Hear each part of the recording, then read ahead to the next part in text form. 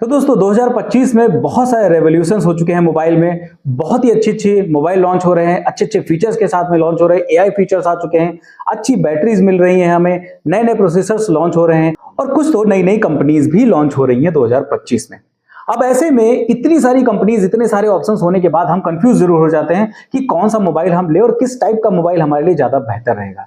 तो चलिए आज की वीडियो मैं स्टार्ट करता हूं और मैं आपको बताऊंगा कुछ ऐसी गलतियां जिनको आपको बिल्कुल भी नहीं करना है मोबाइल लेते टाइम, और कुछ ऐसी कंपनीज जिनके मोबाइल्स को आपको बिल्कुल भी नहीं लेना है। मोबाइल लेने से पहले कुछ बातों का बहुत जरूरी ध्यान रखिए, कुछ कंपनियों का ध्यान रखिए जिनके मोबाइल्स को अगर आप लेते हो या इन गलतियों को आप दोहराते हो तो आप आगे चल के पछता सकते हो। आपका पैसा जो है कहीं ना कहीं तौर पे बर्बाद हो सकता है।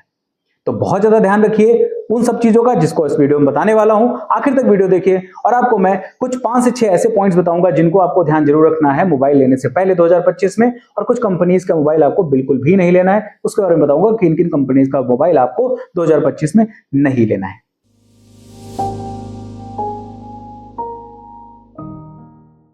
देखिए, जब कभी हम मोबाइल लेते हैं तो मोबाइल लेते टाइम कुछ ऐसे पॉइंट्स होते हैं जो बहुत ज्यादा जरूरी होते हैं। जैसे सबसे मेन चीज तो डिस्प्ले कैसा है, दूसरी चीज उसका कैमरा कैसा है, तीसरी चीज उसकी बैटरी कैसी है, चौथी चीज वो फोन का यूआई कैसा है और उसके साथ में उस फोन की परफॉर्मेंस कैसी है, और सबसे मेन चीज ऐसी होती है कि आफ्टर सेल सर्विस कैसी है। ये सारी चीजों का हमें बहुत ज्यादा ध्यान रखना चाहिए। अब इन्हीं सारे पॉइंट्स पे मैं एक एक करके बात करता हूं और आपको साथ में भी बताता चलूंगा कि किन किन कंपनीज को आपको अवॉइड करना है। सबसे बढ़िया चीज ये होती है कि आप फोन अगर कोई भी ले रहे हो तो आप सबसे पहले देखो उसका सर्विस सेंटर आपके घर से कितनी दूर है और कितनी अच्छी उसकी आफ्टर सेल सर्विस है। इसका आपको रिव्यू 100% लेना चाहिए, क्योंकि ये सबसे बड़ी चीज होती है। अगर फोन लेने के बाद हमारे फोन में कोई प्रॉब्लम आ गई और वो फोन अगर सही टाइम पर हम सही ही नहीं करा पा रहे हैं, ठीक ही नहीं करा पा रहे, तो फिर उस फोन को लेने का क्या मतलब बनता है। हमारा पैसा एक तरीके से बर्बाद हो जाएगा। और फोन को लेने के बाद उसकी सर्विस कैसी है, क्या फोन बहुत जल्दी खराब हो जा रहा है, ये बहुत ज्यादा ध्यान रखना चाहिए। जैसे आफ्टर सेल सर्विस में 2 चीजें सबसे ज्यादा मायने रखती है। फोन कितना ज्यादा खराब हो रहा है उसकी आप देख लीजिए परसेंटेज की, कितने ज्यादा फोन की कंप्लेंट्स आ रही है कोई भी फोन लेने से पहले, और दूसरा कि अगर फोन खराब हो रहा है तो फिर वो कितनी जल्दी सही हो जा रहा है, कस्टमर सर्विस कितनी बढ़िया है, सर्विस सेंटर कितना नजदीक है। इन सब चीजों का आपको बहुत ध्यान रखना चाहिए। इसमें आपको सैमसंग हो गया, एप्पल हो गया, इस टाइप की जो कंपनीज हैं, ये कंपनीज आपको, वीवो हो गया, इस टाइप की कंपनीज के आपको सर्विस सेंटर बहुत आम तौर पे मिल जाएंगे आपके शहर में। हर किसी शहर में मिल जाते हैं, छोटे छोटे शहर में भी है, बड़े बड़े शहरों में तो एक क्या कई सारे आपको सर्विस सेंटर मिल जाते हैं। तो ऐसी कंपनीज को आपको ध्यान में रखना है कि जिनका सर्विस सेंटर आपके घर के जरूर करीब हो। आप उसको गूगल पे सर्च कर सकते हो। आपको अगर वीवो का फोन लेना है तो आप गूगल पे जाइए और वीवो सर्विस सेंटर डालिए और आपको अपने शहर में नजदीक में जरूर दिखा देगा कि आपका सर्विस सेंटर कितनी दूर है। अगर आपका सर्विस सेंटर 1 किलोमीटर 2 किलोमीटर के दायरे में ही पड़ता है तो बेहतर है आपके लिए कि आप उस कंपनी का लीजिए, ना कि आपका 5 या 10 किलोमीटर दूर अगर आपका सर्विस सेंटर पड़ रहा है तो आप उस फोन को अवॉइड करिए। तो इस चीज का पूरा ध्यान रखिए कि सर्विस सेंटर बहुत ही नजदीक आपका हो और बहुत ही अच्छी सर्विस में मिले। जिसमें कुछ ऐसी कंपनीज हैं जिनका सर्विस सेंटर आपको तो बिल्कुल भी नहीं मिलने वाला है यहाँ पे, जिसमें सबसे पहली कंपनी ऑनर है। आपको टेक्नो को भी बहुत कम आपको सर्विस सेंटर मिलेंगे। टेक्नो जैसी कंपनी हो गई, लावा के आपको सर्विस सेंटर तो ऑलमोस्ट हर जगह मिल जाएंगे, लेकिन डेडिकेटेड सर्विस सेंटर आपको नहीं मिलेंगे वहां पे। और भी बहुत सारी कंपनीज है, जैसे भी नई कंपनी एसर आ रही, पता नहीं उसका सर्विस सेंटर कहाँ पे है, कैसे है, उसका भी आपको ध्यान में रखने की जरूरत है कि नए कंपनीज अगर लॉन्च हो रही है तो उनको आप फिलहाल अवॉइड करिएगा 2025 में, ताकि उनकी आफ्टर सेल सर्विस के बारे में आपको थोड़ा फीडबैक मिल जाए, उसी के बाद उन कंपनीज को लीजिएगा। जो दूसरी सबसे बड़ी चीज होती है वो होती है उसका यूजर इंटरफेस। हर एक कंपनी का अपना एक स्पेसिफिक यूजर इंटरफेस आने लगा है आजकल के टाइम पे। आप चाहे नथिंग का देख लीजिए, उसका अपना यूजर इंटरफेस है, मोटोरोला अपना दे रहा है, सैमसंग अपना दे रहा है, वन प्लस अपना दे रहा है, वीवो है, आईक्यू है, ओप्पो है, सारी कंपनीज अपना खुद का इंटरफेस दे रही।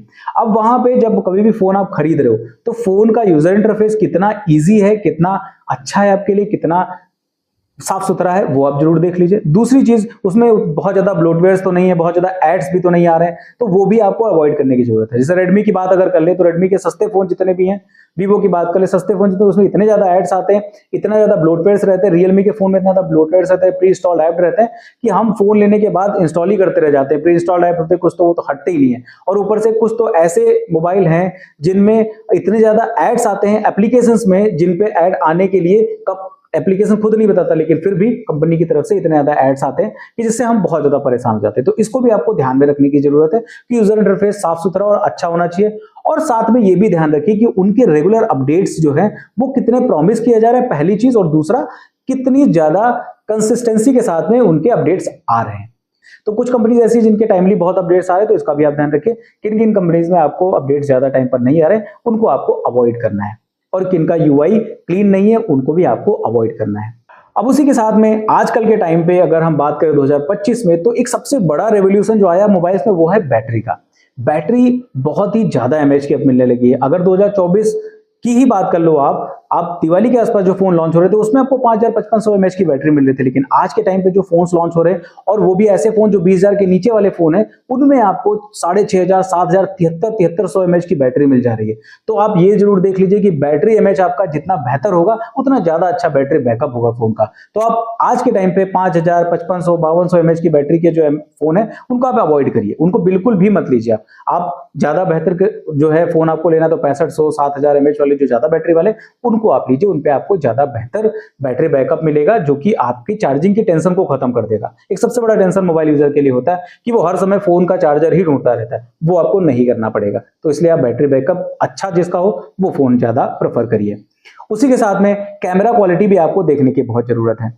बहुत से फोन ऐसे हैं जो आपको 100 मेगापिक्सल का कैमरा दिखाते रहोगे कि 108 मेगापिक्सल का कैमरा मिल रहा है, और वो भी बजट कितना 10, 12, 15 हजार रुपए का, लेकिन उस फोन की जो पिक्सल्स हैं वो इतने खराब होते हैं कि 100 मेगापिक्सल छोड़िए 12 मेगापिक्सल का भी कैमरा नहीं होता है उनके पास। तो इसलिए आपको ये भी ध्यान रखना है कि सिर्फ मेगापिक्सल पे मत जाइए, कैमरा की क्वालिटी कितनी है, किस टाइप का कैमरा मिल रहा है। आपको बहुत सी कंपनीज ऐसी मिल जाएंगी जहां पे आपको 12 मेगापिक्सल या 20 मेगापिक्सल का कैमरा जो है वो दूसरी कंपनीज के 50 मेगापिक्सल के कैमरा को टक्कर दे रहा होता है। तो आपको ये भी ध्यान में रखना है कि सिर्फ मेगापिक्सल पे मत भागिए, कैमरे की क्वालिटी क्या है वो जरूर ध्यान रखिए। अच्छी कैमरा क्वालिटी वाले फोन को लीजिए इन कंपैरिजन टू ज्यादा मेगापिक्सल वाले कैमरास को। तो इसको भी आपको ध्यान में रखना है, किसी भी फोन को लेने से पहले कैमरा क्वालिटी पे जाइएगा, ना कि मेगापिक्सल्स पे। और देखिए प्रोसेसर तो उसके बारे में तो बताने की जरूरत है ही नहीं, लेकिन फिर भी मैं बता रहा हूं कि प्रोसेसर जितना ज्यादा अच्छा होगा उतना ही बेहतर रहेगा आपके लिए। अब प्राइस के हिसाब से आपको अलग अलग प्रोसेसर्स मिल सकते हैं। कुछ कंपनीज ऐसी हैं जो कि आपको प्राइस के हिसाब से थोड़ा सा डाउनग्रेड प्रोसेसर दे रही है, जिसमें आजकल के टाइम पे अगर मैं बात करूं तो आपको ओप्पो, रेडमी, रियलमी के कुछ ऐसी सीरीज मिल जाएंगी जो कि पूरी तरीके से अवॉइड करने वाली है, क्योंकि उसमें आपको 32,000 रुपए की रेंज में वो प्रोसेसर मिल रहा है जो बाकी कंपनीज 20 से 22,000 रुपए की रेंज के फोन में दे रही है। तो ये भी आपको ध्यान में रखना है कि फोन सिर्फ और सिर्फ महंगा है या एक कंपनी के स्पेशली आपको फोन लेना है तो वो मत लीजिए, लेकिन आप प्रोसेसर का भी ध्यान रखिए कि प्राइस के हिसाब से किस टाइप का प्रोसेसर आपका मिल रहा है।